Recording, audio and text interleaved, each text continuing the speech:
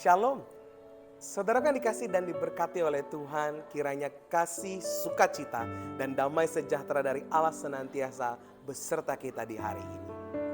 Saudaraku yang terkasih, kita mengetahui bahwa Tuhan kita adalah Tuhan yang adil. Tuhan yang menyatakan penghukumannya atas orang yang bersalah. Akan tetapi, apakah itu semua benar-benar terjadi? Kita melihat bagian firman Tuhan dari kitab Yehezkiel pasal yang ke-7, ayat yang pertama hingga ayat yang ke-9.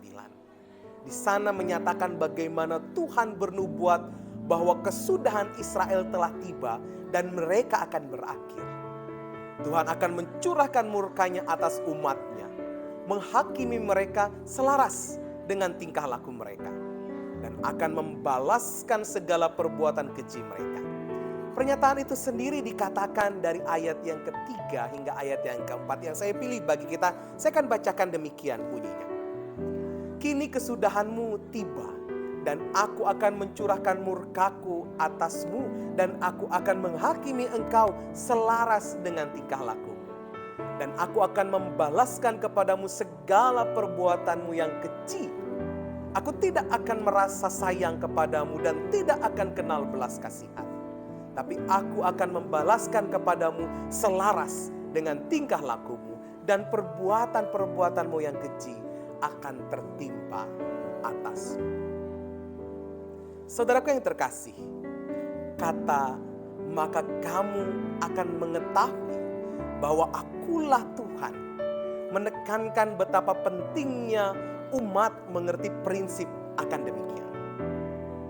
Bangsa Israel dahulu mereka meminta bantuan kepada berhala-berhala dan menyombongkan diri dengan segala kemewahan. Tetapi pada saat itu mereka menerima penghukuman dari Tuhan tiba dan mereka tidak berdaya. Semua kebanggaan yang mereka alami dirampas dan dihancurkan. Pasukan perang, emas, dan patung-patung berhala sama sekali tidak mengubah situasi. Bahkan bait suci akan dibiarkan Tuhan untuk dijarah dan dinajiskan oleh musuh. Ini tertuang di ayat yang ke-10 hingga yang ke-23. Saudaraku yang dikasih dan diberkati oleh Tuhan. Apapun usaha yang mereka lakukan, Tuhan akan menyatakan penghakimannya dan Ia akan membatalkannya.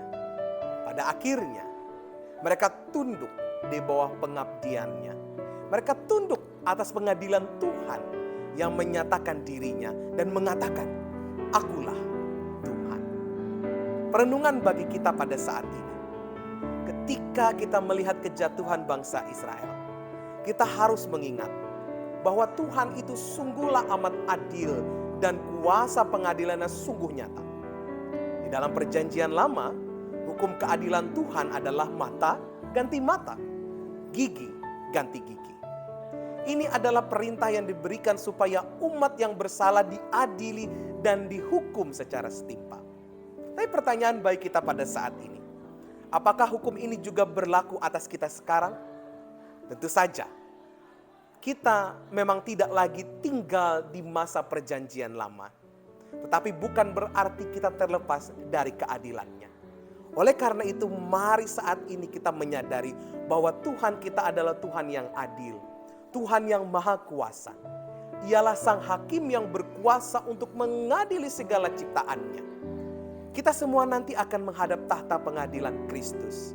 Dan memperoleh apa yang patut kita terima sesuai dengan yang kita lakukan dalam hidup ini. Kita harus mengerjakan keselamatan kita dengan takut dan gentar. Karena pengadilan Tuhan pasti datang pada waktunya. Dan kita akan diminta mempertanggungjawabkan atas semua perkataan dan perbuatan kita setimpal dengan apa yang kita perbuat. Kiranya Tuhan memberkati dan menolong kita. Dan kita senantiasa dituntut untuk berubah dalam segala keadaan. Mari kita berdoa. Terima kasih ya Allah untuk kebenaran firman. Mampukan kami menghayati bagaimana Tuhan adalah Allah yang adil. Tapi Tuhan adalah Allah yang berkuasa atas segala ciptaan.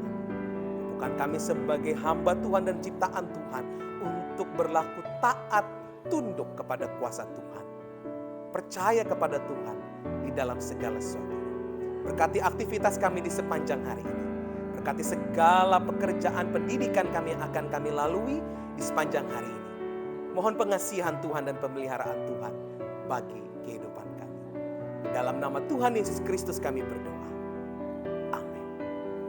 Kiranya Tuhan Yesus memberkati kita semua, sampai jumpa di lain waktu dan kesempatan.